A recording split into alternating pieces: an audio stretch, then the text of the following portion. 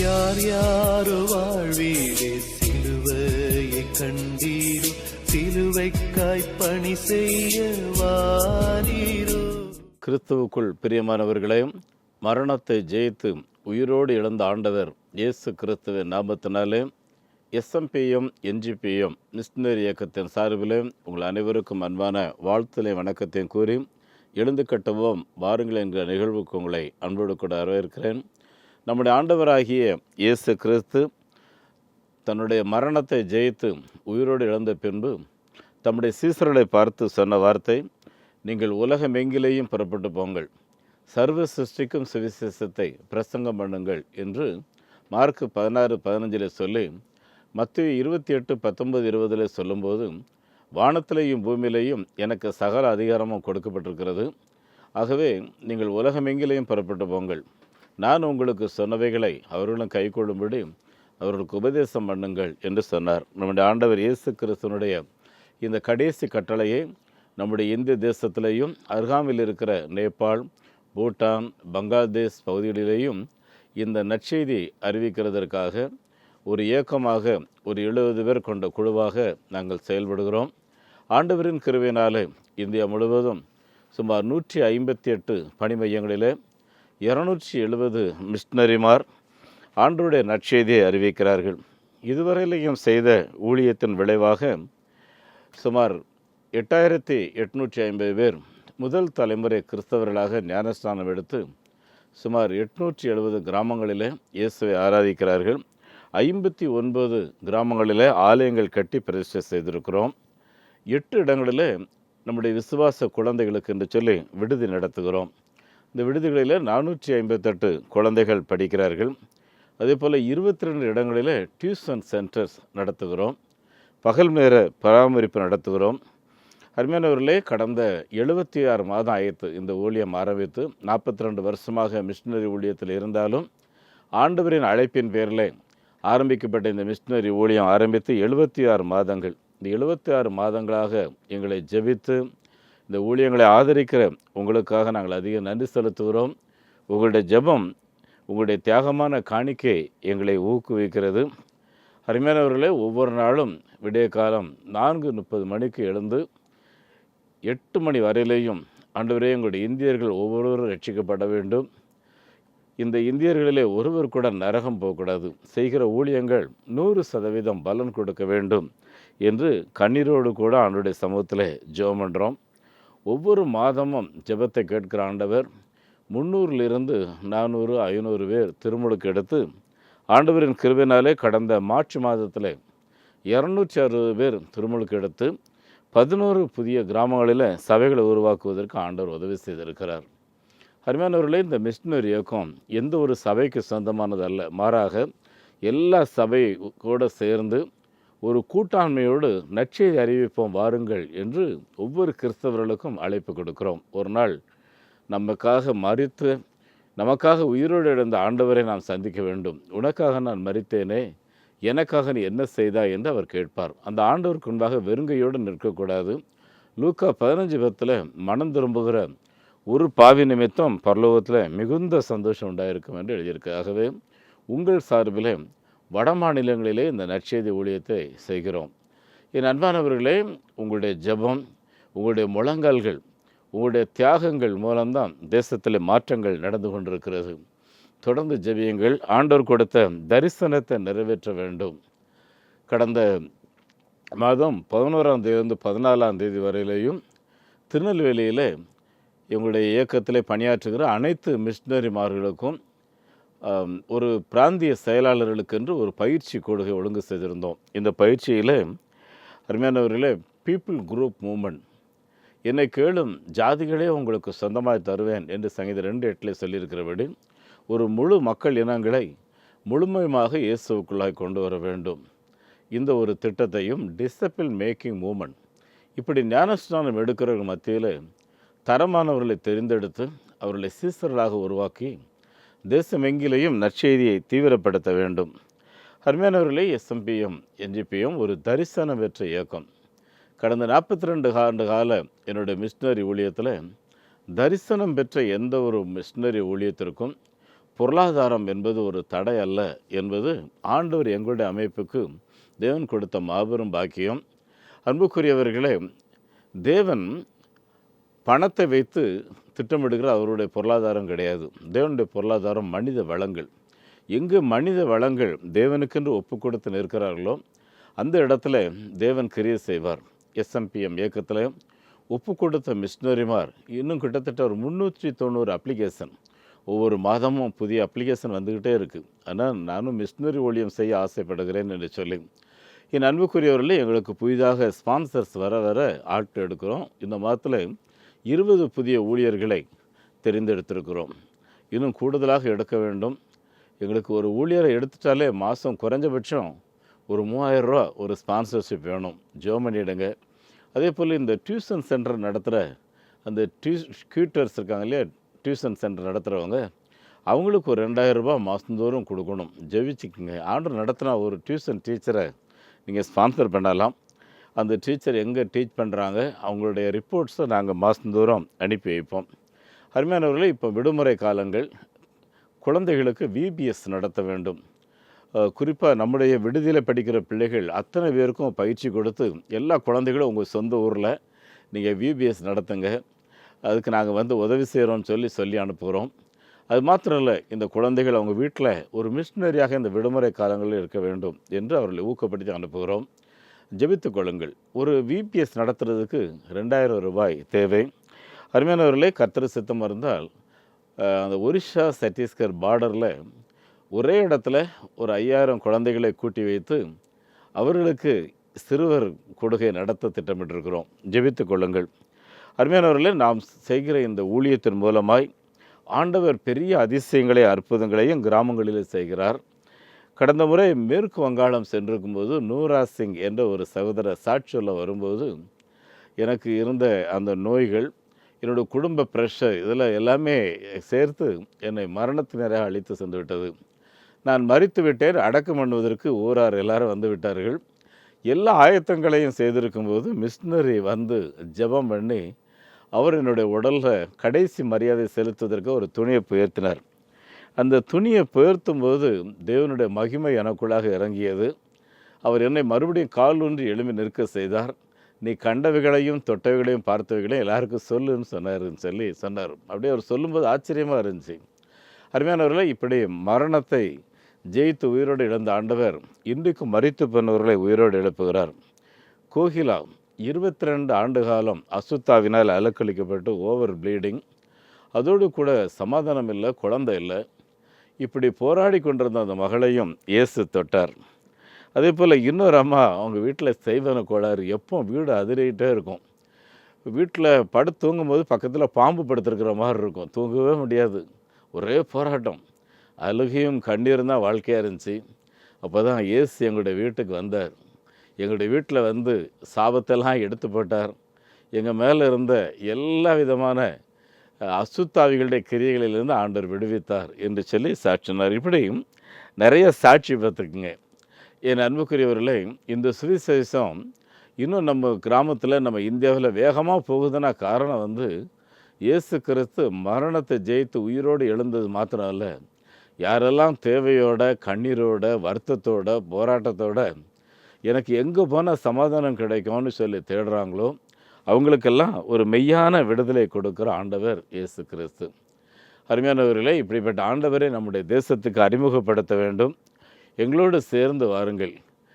கடந்த சில மாதங்களுக்கு முன்பு கோயம்புத்தூர்லேருந்து ஒரு சகோதரனை கூப்பிட்டு என்னுடைய மகனுக்கு கல்யாணம் நடந்துச்சு. அதில் வந்த மொய் பணத்தில் ஒரு ஆலயம் கட்டணும்னு யோசிக்கிறேன், கட்ட முடியுமான்னாங்க. நான் சொன்னேன், உங்கள் அர்ப்பணிப்பு மகா பெரியது, உங்கள் பிள்ளைகள் ஆண்டவர் நல்லா வச்சுருப்பார், கர்த்தர் மகிமையாக அந்த ஆலயத்தை கட்டுவோம்னு சொல்லி அவங்களோட பேசி ஜெபம் பண்ணி அவங்களுக்கு ஆண்டருக்கு மகிமையாக ஒரு ஆலயம் கட்டி கொடுத்தோம். அருமையானவர்களே, நம்ம நாட்டில் ஆலயங்கள் இன்னும் 4 லட்சம் கிராமங்களில் இல்லை. உயிர்த்தெழுந்த ஆண்டவரை பற்றி மகா விமரிசையோட மல்லிகைப்பூலாம் போட்டு கோயிலெல்லாம் அலங்கரித்து ஆராதித்தோம். ஆனால் அவர் மரணத்தை ஜெயித்து உயிரோடு எழுந்தது நம்ம இந்தியாவில் 4 லட்சம் கிராமங்களின் ஆராதனை கிடையாது. இப்படி ஒரு மகிமையான ஆலயம், ஒரு உயிர்த்தெழுந்த பாடல், ஒரு சந்தோஷம், மகிழ்ச்சி என்பது இவங்களுக்கெல்லாம் யார் சொல்ல முடியும்? அருமையானவர்களே, ஆண்டவரை அனுபவித்த நாம் தான் சொல்ல வேண்டும். அன்புக்குரியவர்களே, இந்த நம்பிக்கை தொலைக்காட்சியிலையும் நிறைய புறையின மக்கள் பார்க்குறாங்க.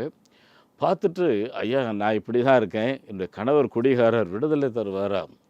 இப்படி நிறைய பேர் போராட்டத்தோடு கூப்பிடுறாங்க. அருமையானவர்களே, அவங்களுக்கெல்லாம் ஜெபம் பண்ணுறோம். நிறைய பேர் ஆண்டவர் விடுவிக்கிறார். கடந்த நாளில் ஒரு சகோதரர், ஐயா எனக்கு ஏற்பட்ட பலவீனத்தில் பணத்தெல்லாம் செலவு பண்ணி இனி மரணம் ஒன்று தான் வழி அப்படின்னு நினச்சி வெறுத்து போய் இருக்கும்போது தான் உங்களுடைய வசனம் என்னை ஊக்குவித்தது.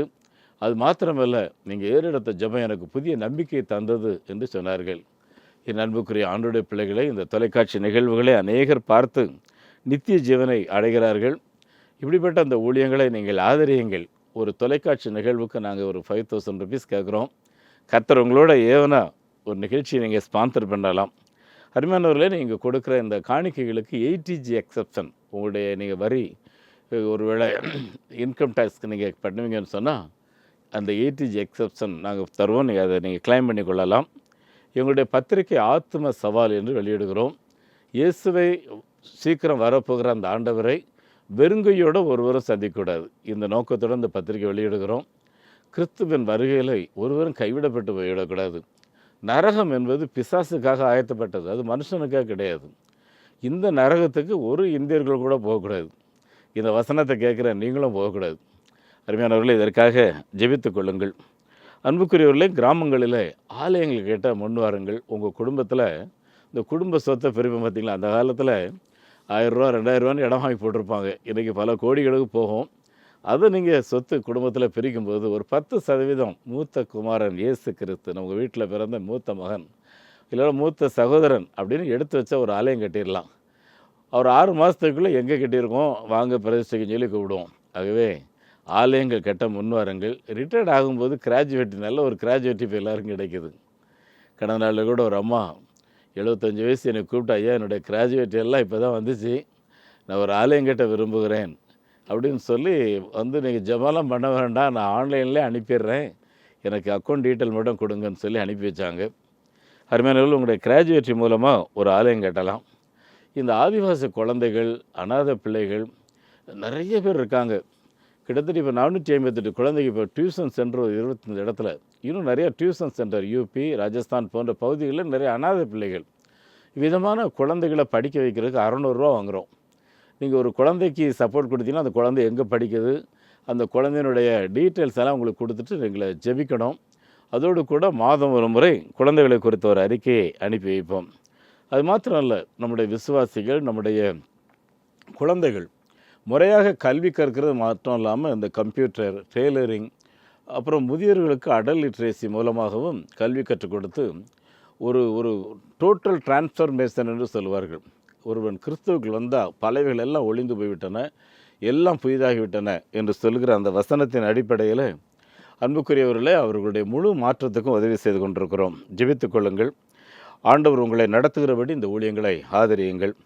எங்களுடைய வங்கி எண்ணை குறித்து வைத்துக் கொள்ளுங்கள். Nehemiah New Generation Partakers Movement, NGPM, State Bank of India, Thiruvancheri branch.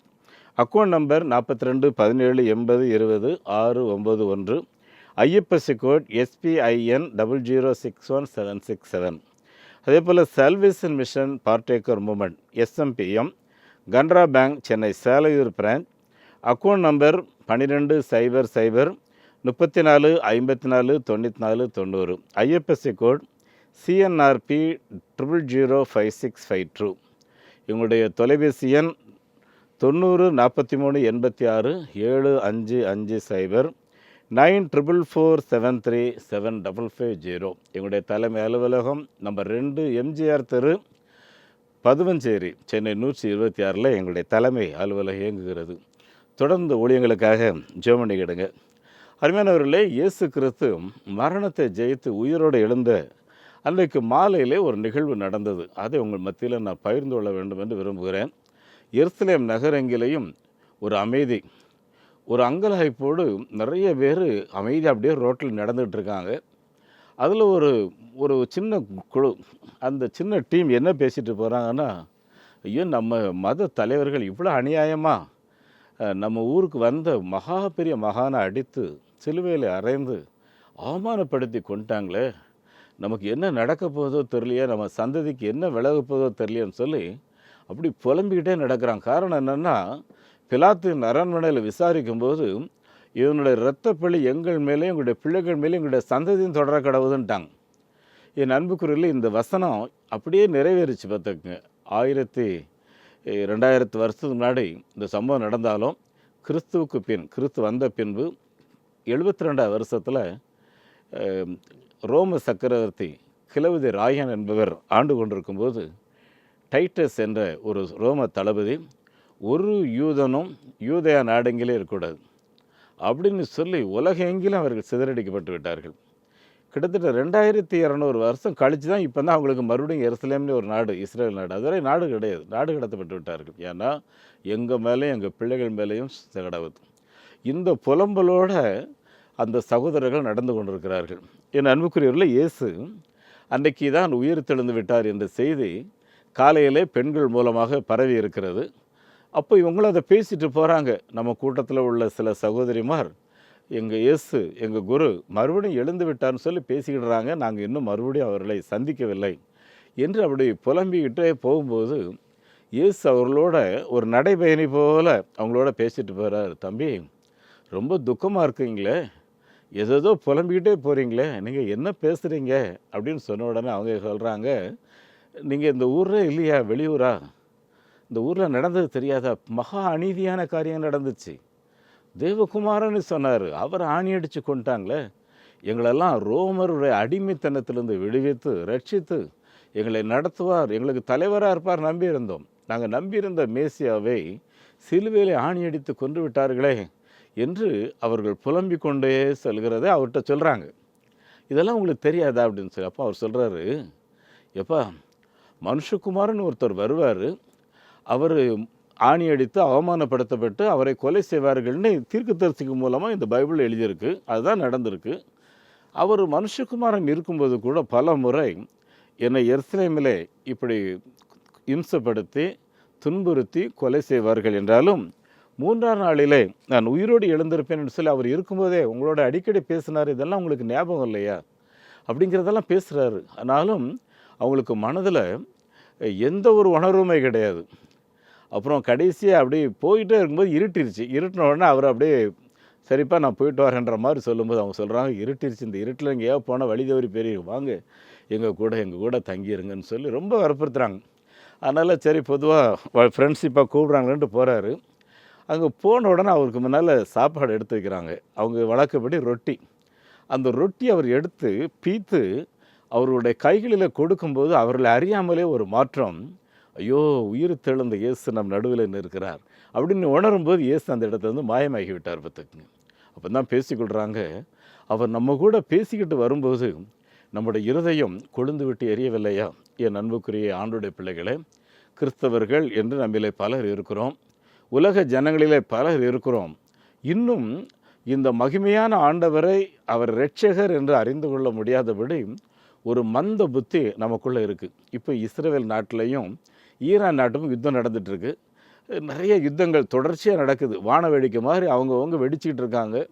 இப்படி போச்சுன்னா உலக பொருளாதாரமே சீரழிஞ்சிரும் அப்படின்ற மாதிரிலாம் பேசுகிறாங்க. இவ்வளவு நடக்கும்போதும் இஸ்ரேல் நாட்டில் இருக்கிற தலைவர் இஸ்ரேல் பெஞ்சமின் நெத்தியாக என்ன சொல்கிறாரு, மேசியா வரப்போகிறார், அந்த மேசியா வரும்போது இந்த பிரச்சனைலாம் சால்வ் ஆகிரும், அது வரைக்கும் யுத்தம் நடக்குங்கிறார். வந்த மேசியாவை ஆணிடித்து தொங்க விட்டாங்க. என் அன்புக்குரியவர்களே, எவ்வளோ அறிவீனமான செயல். ஆனால் இன்றைக்கி மேசியா வருவாருன்னு சொல்லி சாதாரணமாக உயிர்களை கொன்று கொண்டிருக்கிறார்கள். அதே பக்கம் ஈரான் நாட்டில் இருக்கிற இஸ்லாமியர்கள் எடுத்துக்கிட்டிங்கன்னா அவங்களும் இவங்க மேசியா வருவார்னு சொன்ன மாதிரி அவங்களும் ஏதோ ஒரு பேரை சொல்லி அவர் வருவார், இந்த அநீதிகள்லாம் முடி கட்டுவார், ஏதோ ரஹீமே நம்ம சொல்கிறாங்க. சரியா? இப்படி அவங்கவுங்க ஒரு காரியத்தை பேசி மதத்தின் மூலமாக கலவரம் உருவாக்கி உலகையே சின்ன பின்னமாக்கி கொண்டிருக்கிறார்களே, இதற்கு நம்முடைய பங்களிப்பு என்ன? நாம் எதுக்காக ஜெபம் பண்ணுவோம். என் அன்புக்குரியவர்களே, உலக தலைவர்கள் மத்தியில் சீக்கிரம் சமாதானத்தை உருவாக்க வேண்டும் என்கிற எண்ணங்களை ஆண்டவர் போடும்படி நம்ம ஜெபம் பண்ணுவோம். என் அன்பானவர்களே, நம்முடைய ஆண்டவராகிய இயேசு கிறிஸ்து மார்க்கு 8ஆம் அதிகாரம் 31ஆம் வசனத்திலையும், மார்க்கு 9ஆம் அதிகாரம் 31-32 வரையிலையும், மார்க்கு 10ஆம் அதிகாரம் 33-34 3 இடங்கள்லையும் மனுஷகுமாரன் மறுபடியும் உயிரோடு எழுந்திருப்பார் என்று சொல்லுகிறார்.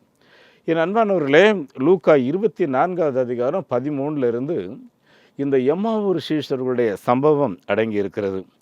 என் அன்புக்குரியவர்களே, இப்படி இவர்கள் எல்லாரும் தெய்வ பயத்தோடு தெய்வத்தோடு வாழ்ந்து கொண்டிருந்தாலும் அவரை நம்பக்கூடாத அளவுக்கு அவருடைய இருதயத்தில் ஒரு ஊனம் பார்த்துக்குங்க. என் அன்புக்குரியவர்களே, ஒருவேளை சிலர் பிறக்கும்போதே ஊனமாக பிறந்திருப்பாங்க, அது வேறு விஷயம். ஆனால் நிறைய பேர் இருதயத்தில் ரொம்ப ஊனமாக இருப்பாங்க. மனசில் அடிக்கடி என்ன பேசிக்கிடுவாங்கன்னா, என்னை மாதிரி பாவப்பட்டவன் யாருமே இல்லை, நான் ஏன் தான் பிறந்தோன்னு தெரியலன்னு சொல்லி நிறைய நேரங்கள் ஒரு அங்கலாய்ப்பலோடு பேசிகிட்டு இருப்பாங்க.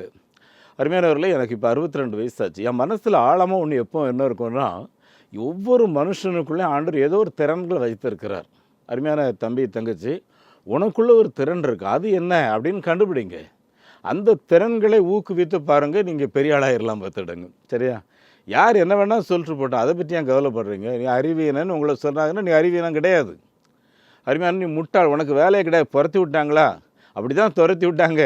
தாமஸ் ஆல்வா எடிசன் பள்ளிக்கூடத்துக்கு போனார், படிப்பே ஏறலை. அவர் தான் உலக மகா கண்டுபிடிப்பில் இந்த எலக்ட்ரிசிட்டி பல்ப் எல்லாம் அவர் தான் கண்டுபிடிச்சார்.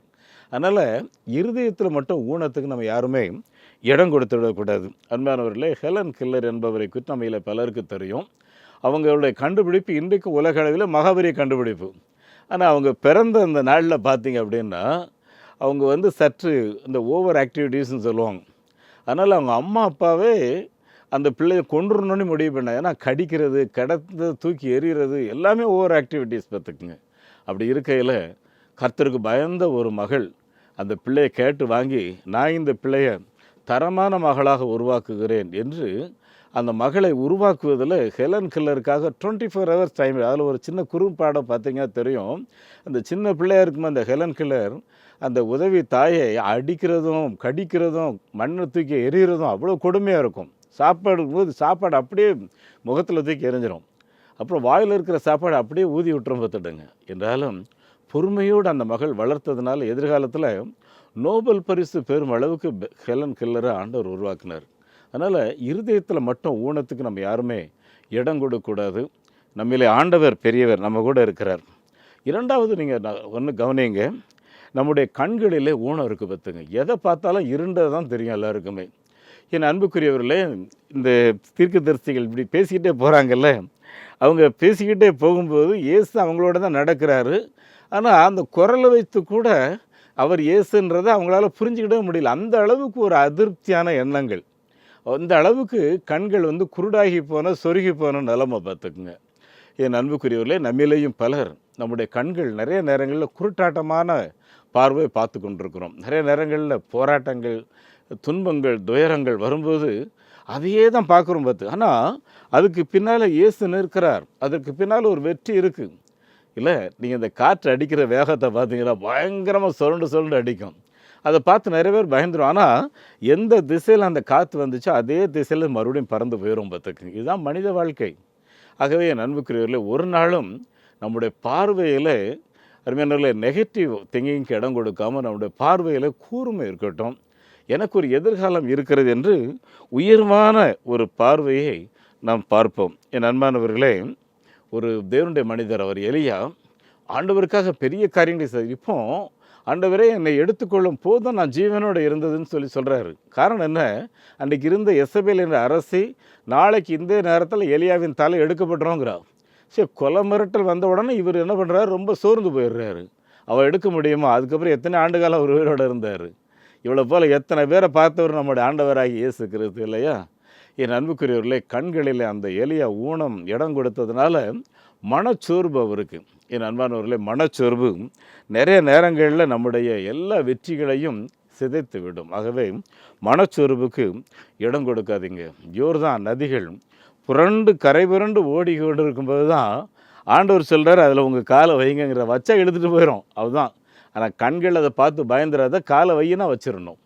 அன்பானவர்களே, அப்படி தான் அவர்கள் வைத்தார்கள், வெற்றி பெற்றார்கள். ஆகவே என் அன்புக்குரிய அவனுடைய பிள்ளைகளே, யோர்தான் நதிகளை பார்த்து துவண்டு விடாதிருங்கள். உங்களுடைய பார்வைகளிலே அந்த பக்கம் வெற்றி பெற்ற ஆண்டவர் இருக்கிறார்.